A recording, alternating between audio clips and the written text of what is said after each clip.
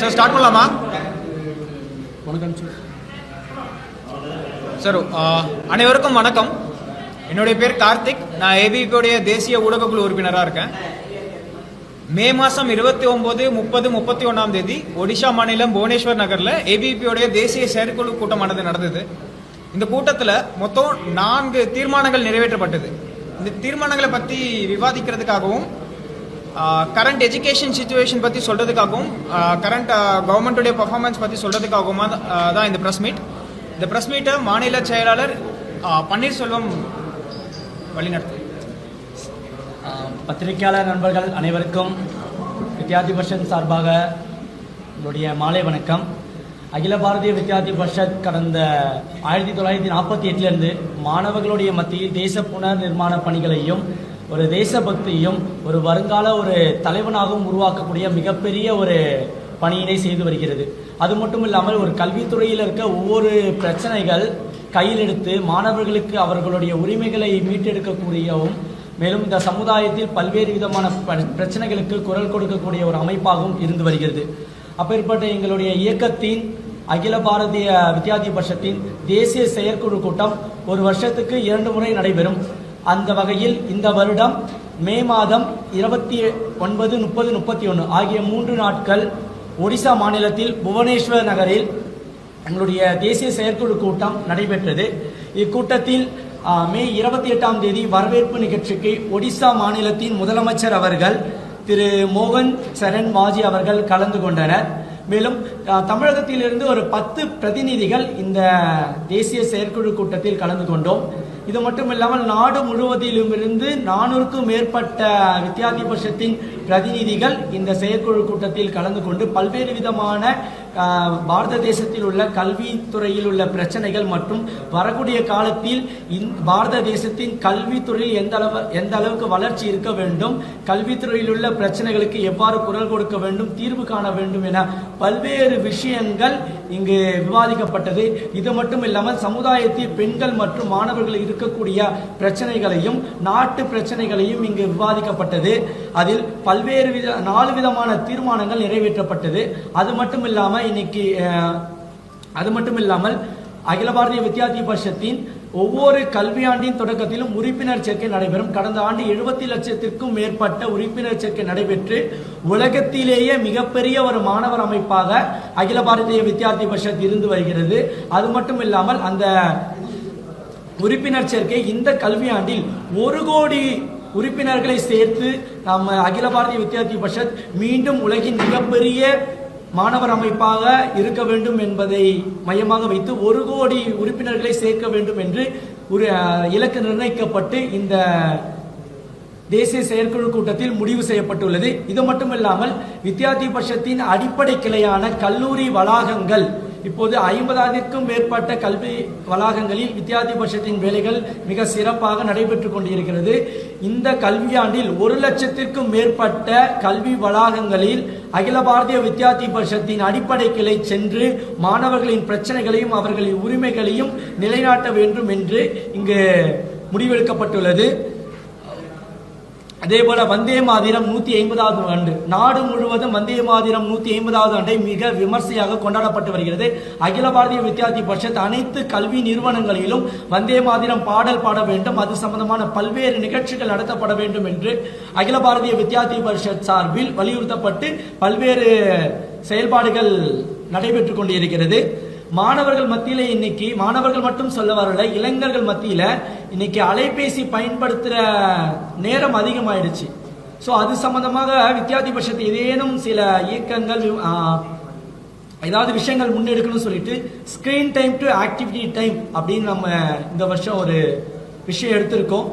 அந்த விஷயம் என்னன்னா கல்லூரி மாணவர்கள் மட்டுமல்லாமல் இளைஞர்கள் மத்தியில் அந்த ஸ்கிரீன் டைம் யூஸ் பண்ற டைமிங்கை குறைக்கணும், அதுக்கான விழிப்புணர்வு விஷயங்கள்லாம் நம்ம செய்யணும்னு சொல்லிட்டு அதுக்கான விஷயங்கள் நாடு முழுவதும் இன்னைக்கு நம்ம பண்ணிட்டு வரோம்.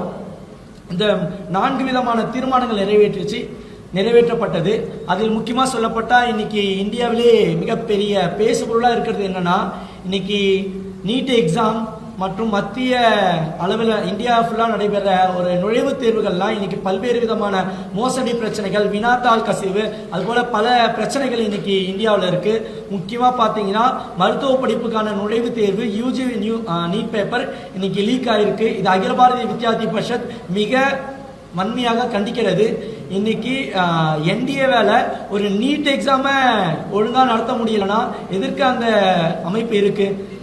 என்டிஏ அமைப்பை அகில பாரதிய வித்யார்த்தி பரிஷத் வன்மையாக கண்டிக்கிறது.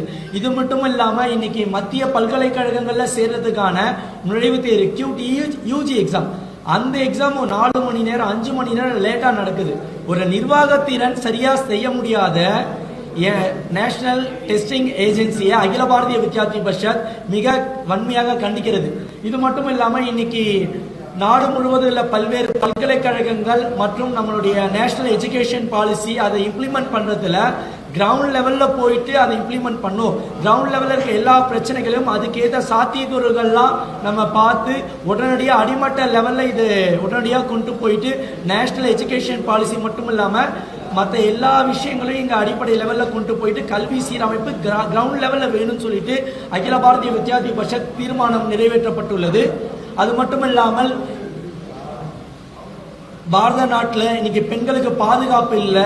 இன்னைக்கு காதல் போன்ற பொய்யான வாக்குறுதிகள், காதல் போன்ற பல்வேறு விஷயங்களால பெண்கள் இன்று ஏமாற்றப்படுகிறார்கள், கட்டாயம் மதமாற்றப்படுகிறார்கள். இதுக்கெல்லாம் அகில பாரதிய வித்யார்த்தி பரிஷத் வன்மையாக கண்டிக்கிறது.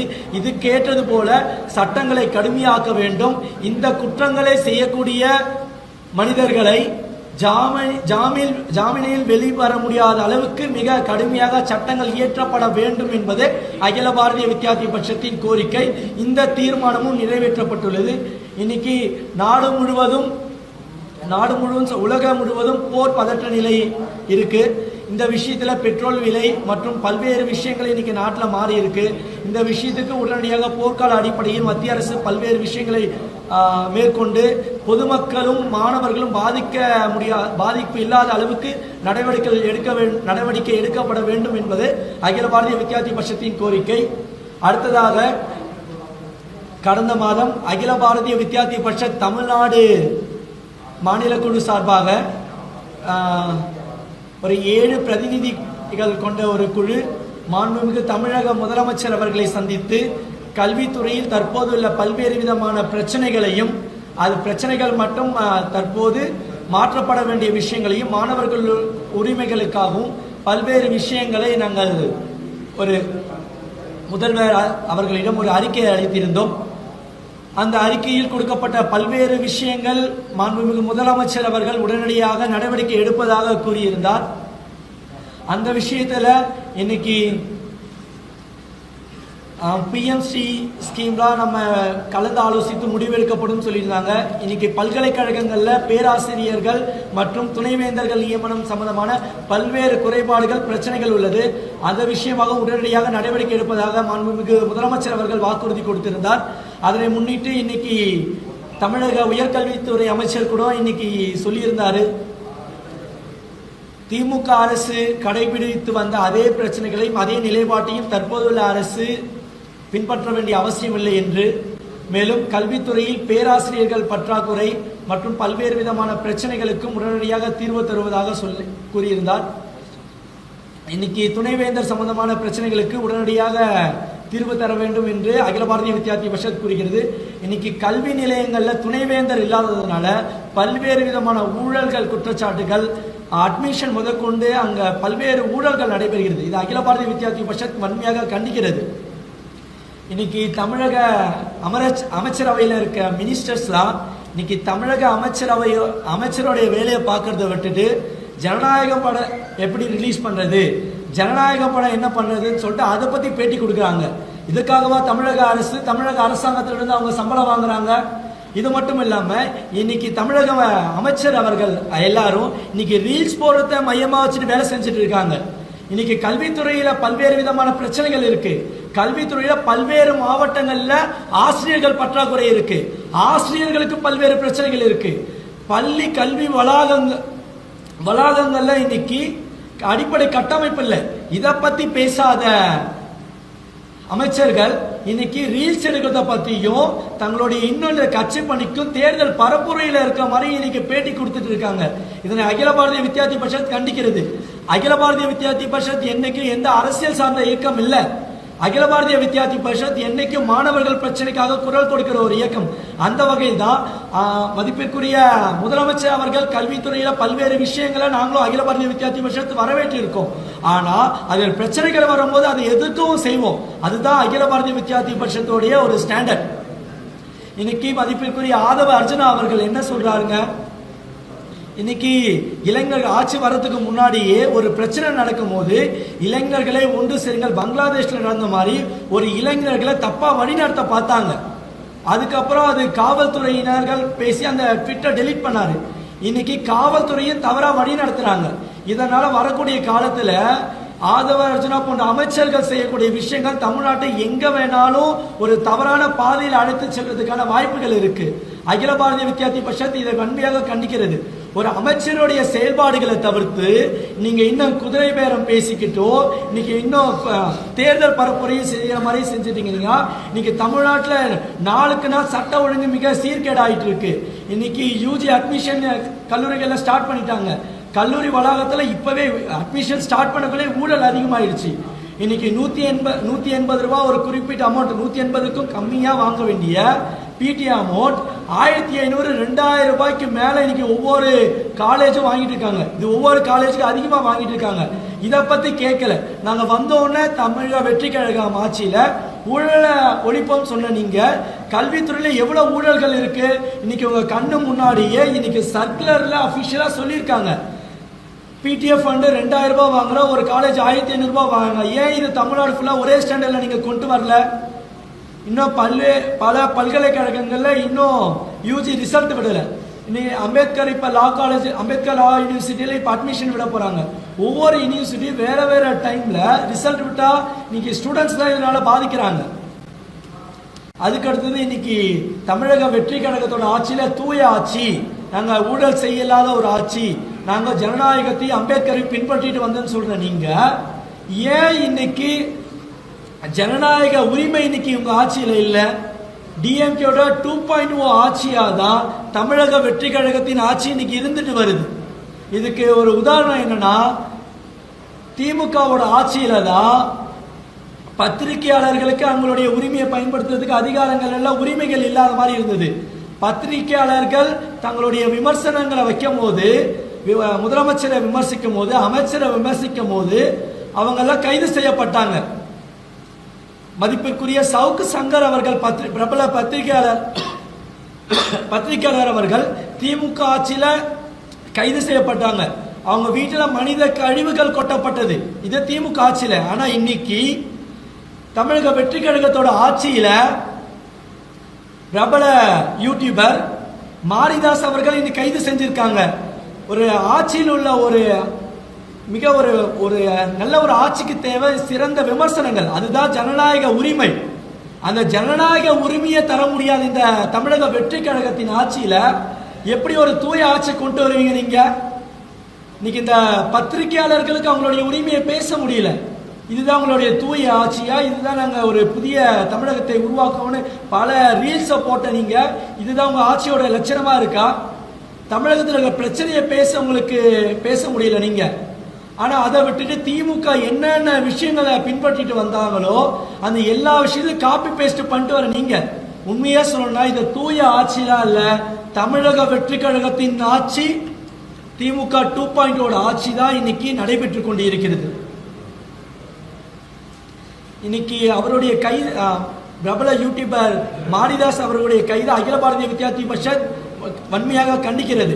இது போல ஒரு பத்திரிகையாளர்கள் ஒரு முதலமைச்சர் அவர்களை விமர்சிக்க முடியல, ஒரு உண்மையான விஷயங்களோ ஒரு ஜனநாயகத்துக்கு தேவையான உண்மையான விஷயங்களை விமர்சிக்க முடியாததுனால அமைச்சர்களுக்கு எதிராகவோ அல்லது ஆளுங்கட்சிக்கு எதிராகவோ விமர்சிக்க முடியல. இந்த அகில பாரதிய வித்யார்த்தி பரிஷத் வன்மையாக கண்டிக்கிறது. அதுக்கு அடுத்ததா பாத்தீங்கன்னா இன்னைக்கு அகில பாரதிய வித்யார்த்தி பரிஷத் இன்னைக்கு நாடு முழுவதும் 1 கோடி உறுப்பினர் சேர்க்கைகளை சேர்க்க இலக்கு திட்டமிட்டப்பட்டுள்ளது. அதுபோல தமிழகத்தில் 1 லட்சம் உறுப்பினர் சேர்க்கைகளை சேர்த்து அனைத்து கல்லூரி நிலையங்களிலும் அகில பாரதிய வித்யார்த்தி பரிஷத்தின் கிளை இந்த கல்வி ஆண்டில் கண்டிப்பாக அமைக்கப்படும். இதில் மாற்று கருத்தே இல்லை. அது திமுக ஆட்சி காலத்தில் பல்வேறு கல்வி நிலையங்கள் செய்யப்பட்டது. ஆனால் அதைவிட பல மடங்கு இந்த ஆட்சி காலத்தில் செய்யப்படும். இன்னைக்கு திமுக ஆட்சி காலத்துல டிஎம்கே ஒரு மாணவர்களோட உரிமைகளை பல்வேறு விஷயங்களை செஞ்சு தரல. இன்னைக்கு கல்லூரி விடுதிகள் முதற்கொண்டு கல்லூரி வளாகங்கள் அடிப்படை கட்டமைப்புகள் இல்லை. இது போன்ற பல்வேறு விஷயங்களையும் பிரச்சனைகளையும் கையில் எடுத்து அதற்கு தீர்வு காணக்கூடிய வருடமாக இந்த வருடம் அகில பாரதிய வித்யார்த்தி பரிஷத்தின் இலக்கு திட்டமிடப்பட்டுள்ளது. தமிழகத்தில் 1 லட்சம் உறுப்பினர் சேர்க்கை கண்டிப்பாக இந்த வருஷம் செய்யப்படும். கல்லூரி பல்வேறு விதமான அனைத்து கல்வி நிறுவனங்களையும் கல்லூரி கிளை அமைக்கப்படும். அடுத்ததாக இன்னைக்கு வட தமிழகத்தில் ஒரு 5 மண்டலங்களாக நம்ம பிரிச்சிருக்கோம். சேலம் மண்டலம், தருமபுரி மண்டலம், சென்னை மண்டலம், அடுத்து புதுச்சேரி மண்டலம். இந்த 5 மண்டலங்களிலும் உறுப்பினர் சேர்க்கை நடைபெற உள்ளது. அதற்கான தொடர்பு எண்களும் தங்களுடைய பத்திரிகையாளருக்கு கொடுக்கப்பட்டுள்ள பத்திரிகை செய்தியில் கொடுக்கப்பட்டுள்ளது. ஸோ இந்த அகில பாரதிய வித்யார்த்தி பரிஷத்தின் இந்த நிலைப்பாடு உங்களுக்கு தெரிவிப்பதில் அகில பாரதிய வித்யார்த்தி பரிஷத் தெரிவித்துக் கொள்கிறது. நன்றி. So the floor is open. State secretary can உங்களுடைய கேள்விகளுக்கு பதில் சொல்லுவோம்.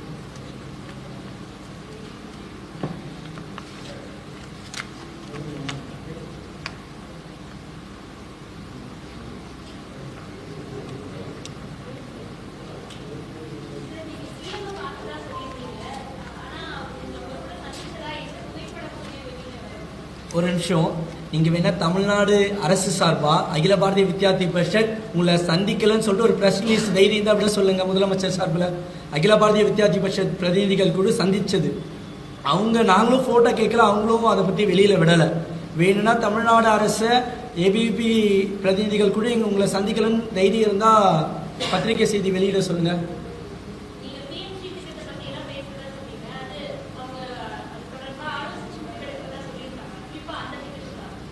ஆக்சுவலாக நாங்கள் ஒரு 19 சம்மந்தமான கோரிக்கைகளை முன்வைத்திருந்தோம். அதில் அந்த ப்ரெஸ் நோட் என்கிட்ட இல்லை. இப்போ 9லேருந்து 13 வரைக்கும் நாங்கள் உடனடியாக நடவடிக்கை எடுக்கப்படும். இதுக்கு உடனடியாக எங்களால் தீர்வு தர முடியும் அப்போவே முதலமைச்சர் அவர்கள் எங்களுக்கு சொன்னாங்க. அதுக்கடுத்து இது சம்மந்தமாக பிஎம்ஸ்ரீ போன்ற பல்வேறு ஸ்கீமை பற்றி சொல்லியிருந்தோம். அந்த விஷயத்தில் உடனடியாக எங்களால் எங்களுடைய குழுவினரோடு ஆலோசித்து முடிவெடுக்கப்படும் சொல்லியிருந்தாங்க.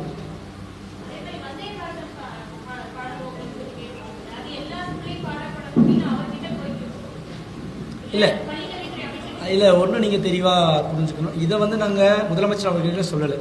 எங்களுடைய தேசிய செயற்குழு கூட்டத்தில் அது நிறைவேற்றப்பட்டுச்சு அந்த ஒரு தீர்மானம். அதை பற்றி நாங்கள் விவாதித்தோம். அதனால எல்லா கல்வி நிறுவனங்களிலும் வந்தே மாதரம் பாடல் பாடப்பட வேண்டும்.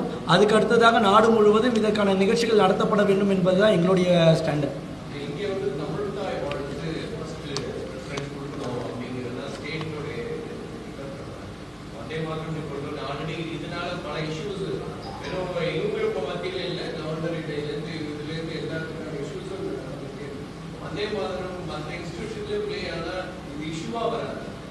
நாங்கள் எங்கேயும் தமிழ் தாழ்வாழ்த்து பாடக்கூடாதுன்னு சொல்லலை. தமிழ் தாழ்வாழ்த்து பாடுவோம், வந்தே மாதிரம் பாடாதோ தேசிய பாடல் தானே, அதையும் பாடணும் தான் சொல்றாங்க. எந்த இடத்துலையும் தமிழ் தாழ்வாழ்த்தை நாங்களும் விட்டு தரலை. நாங்களும் இதே தமிழகத்தில் தான் இருக்கோம். எங்களுக்கு இந்த மாநிலத்தோட உரிமைகள் எல்லாமே தெரியும். அதையும் நாங்களும் பின்பற்றிட்டு தான் வரணும். எங்களுடைய ஏபிபியோட மாநாடுகள் பல்வேறு நிகழ்ச்சிகளிலும் தமிழ் தாழ்வாழ்த்துலாம் பாடப்படுது. இன்னைக்கும் வந்தே மாதரம் பாடலும் பாடப்படுது. நாங்கள் வந்தே மாதரம் பாடல் மட்டும்தான் பாடணும் எந்த இடத்துலையும் அகில பாரதிய வித்யார்த்தி பரிஷத் சொல்லலை. ஆனா ஒரு நிமிஷம் தான். அதுல ஒரு விஷயம் ஆளுநர் பங்கேற்கக்கூடிய நிகழ்ச்சிகள் இல்ல மத்திய அரசாங்கம் ஒரு ஆர்டர் போட்டிருக்காங்க. அதை தான் அங்க பின்பற்றி இருக்காங்க. ஆனா அகில பாரதிய வித்யார்த்தி பரிஷத் என்ன சொல்லுதுன்னா தமிழ் தாழ்வாழ்த்து 3வது பாடணும், வந்தே மாதரம் முதல்ல பாடணும்னு சொல்லிட்டு நாங்க சொல்லலை. வந்தே மாதரம் பாடல் நாடு முழுவதும் அனைத்து கல்லூரி வளாகங்களும் பாடப்பட வேண்டும். அதுதான் எங்களுடைய கோரிக்கை.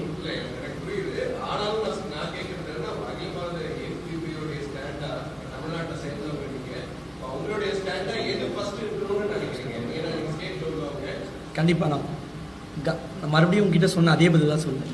கவர்னர் பதவி பங்கேற்கக்கூடிய விஷயங்களை தான் மற்ற இடத்துல நீங்க பாடலாம் இல்ல, அது தப்பு இல்லையே. கவர்னர் பங்கேற்கக்கூடிய விஷயத்துல வந்தே மாதிரம் பாடல் முதல்ல பாடப்படணும்னு சொல்லிட்டு அந்த ஒரு ஆர்டர் இருக்கு, அது இன்னும் சட்டம் வரல. அந்த விஷயத்த அங்க சொல்லியிருக்காங்க.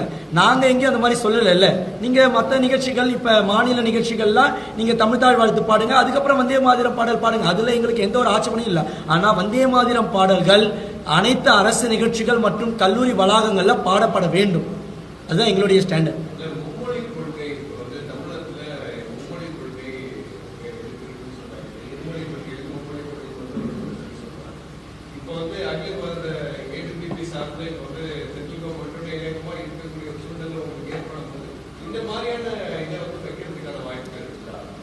விஷயங்கள் என்னன்னா, நாங்கள் மத்திய அரசோட இணக்கமான எந்த அரசியல் கட்சிக்கும் எந்த அரசாங்கத்திற்கும் ஒரு துணை போக இயக்கம் அகில பாரதிய வித்யார்த்தி பரிஷத் இல்லை. இது ஒரு தனித்துவமான இயக்கம், எந்த அரசியல் சார்பற்ற இயக்கம். அதை பத்திரிகையாளருக்குன்னு நான் சொல்லியிருக்கேன். நிறைய இடத்துல சில அரசியல் கட்சியோட எங்களை சேர்த்து வச்சு பேசுறீங்க, அது இதுக்கப்புறம் வேண்டாம்னு சொல்லிட்டு இந்த பத்திரிகையாளர் சந்திப்புன்னு சொல்லியிருக்கேன். இந்த மும்மொழி கொள்கையை சம்பந்தமா வச்சு என்னைக்கும் ஒரு ஸ்டூடெண்ட்ஸ் வந்து 3 மொழி படிக்கிறதுனால எங்கேயும் எந்த பாதிப்பும் இல்லை. முதல்ல அவருடைய தாய்மொழியை தான் நம்ம படிக்க சொல்றோம்.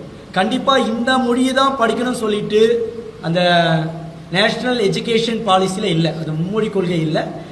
நேஷனல் எஜுகேஷன் பாலிசியில் எந்த இடத்துலையும் கட்டாயம் இந்த மொழி தான் நீ படிக்கணும் இல்லை. கட்டாயம் ஒவ்வொரு மாணவரும் தன்னுடைய தாய்மொழியை படிக்க வேண்டும். அது ஒவ்வொரு மாநிலத்துக்கு ஏற்றவாறு மாறுபடும், உங்களுக்கே தெரியும். செகண்ட் லாங்குவேஜ் ஒன்று படிக்கணும், தேர்ட் லாங்குவேஜ் நீங்கள் விருப்பப்பட்ட மொழி தான் படிக்க சொல்றோம். அதுதான் நேஷனல் எஜுகேஷன் பாலிசியில் சொல்லுது. சில அரசியல் கட்சிகள் தங்களுடைய சுயநலத்துக்காகவும் ஒரு ஓட்டுக்காகவும் மிக கேவலமாக இன்னைக்கு தமிழ்நாட்டு அரசியல் செஞ்சுட்டு வராங்க. இந்த விஷயத்தை அகில பாரதிய வித்யார்த்தி பரிஷத் மிக வன்மையாக கண்டிக்கிறது.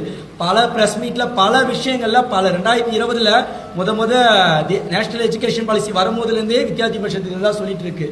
இன்னைக்கு ஒரு நரேட்டிவ் செட் பண்ணிட்டு திமுக போன்ற சில அரசியல் கட்சிகள் இன்னைக்கு தமிழ்நாட்டில் ஒரு தப்பான ஒரு பிம்பத்தை உருவாக்கிட்டு ஒரு விஷயத்த சொல்லியிருக்காங்க. அது பொய்யான விஷயங்கள் சொல்லிட்டு நீங்க அதை படிச்சு பார்த்தாலே தெரியும். ஒரு அரசியலுக்காக பண்றாங்க. இதுக்கு வித்யார்த்தி பரிஷத் பொறுப்பேற்கவும் முடியாது. அதுல கண்டிப்பா 3 மொழி படிக்கணும். அதனால ஏதாவது பாதிப்பு வருதா? இல்ல.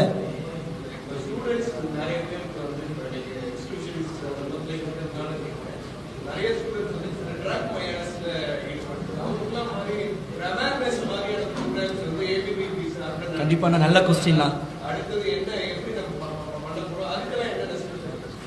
இப்ப தமிழ்நாட்டில் ஒவ்வொரு வருஷமும் ஒவ்வொரு பிரச்சாரங்கள் வித்யார்த்தி பரிஷத் எடுப்பாங்க. ஆல் இண்டியா லெவலில் screen time to activity time all India லெவலில் எடுத்திருக்காங்க. அது மட்டும் இல்லாமல் தமிழ்நாட்டில் ரொம்ப வருஷம் 2010 காலத்திலேயே மது இல்லாத தமிழகம் சொல்லிட்டு கன்னியாகுமரியிலேருந்து சென்னை வரைக்கும் சைக்கிள் ரேலி பண்ணது அகில பாரதிய வித்யார்த்தி பரிஷத். அதுபோல இந்த வருஷம் போதையில்லா தமிழகம் உருவாக்க வேண்டும் என்று ஒரு பிரச்சாரத்தை அகில பாரதிய வித்யார்த்தி பரிஷத் இந்த வருஷம் நம்ம முன்னெடுத்திருக்கோம். ஸோ இன்னைக்கு திமுக ஆட்சி காலத்தில் ஒரு சாதாரண பள்ளி மாணவன் கையில் இன்னைக்கு போதைப் பொருட்கள் இருக்கு. சென்னையிலே இன்னைக்கு ஒரு ஸ்டூடெண்டோடைய பையில இருந்து போதைப் பொருட்கள் எடுத்தாங்கன்னு சொல்லிட்டு நம்மளுக்கு தெரியும். அது எல்லா செய்திகள்லையும் வந்துடுது. அது போல இந்த திமுக ஆட்சி காலத்தில் வந்தது. அதே போல இன்னமும் அந்த போதைப் பொருட்கள் விஷயம் தமிழக வெற்றி கழகத்தோட ஆட்சியில் தொடர்ந்துட்டு வருது. இந்த அகில பாரதிய வித்யார்த்தி பரிஷத் வன்மையாக கண்டிக்கிறது. இந்த விஷயத்தையும் முதலமைச்சர் அவர்களை சந்திக்கும் போது இந்த போதைப் பொருட்கள் விஷயங்கள் ரொம்ப மோசமா போயிட்டு இருக்கு, இதுக்குன்னு தனி ஒரு குழு அமைக்கப்பட வேண்டும், இதுக்கு உடனடியாக ஒரு நடவடிக்கை எடுக்கப்பட வேண்டும், மாணவர்கள் இந்த போதையில்லா சமுதாயத்தை உருவாக்க வேண்டிய கடமை இந்த அரசுக்கு உள்ளது என்பதை வித்யார்த்தி பரிஷத் அன்னைக்கு வலியுறுத்தி இருந்தோம். அதுபோல வித்யார்த்தி பரிஷத் இன்னைக்கு போதை இல்லாத ஒரு தமிழகத்தை உருவாக்க வேண்டும் என்று இந்த வருடம் இந்த கல்வியாண்டில் ஒரு பிரச்சாரத்தை முன்னெடுத்துள்ளோம்.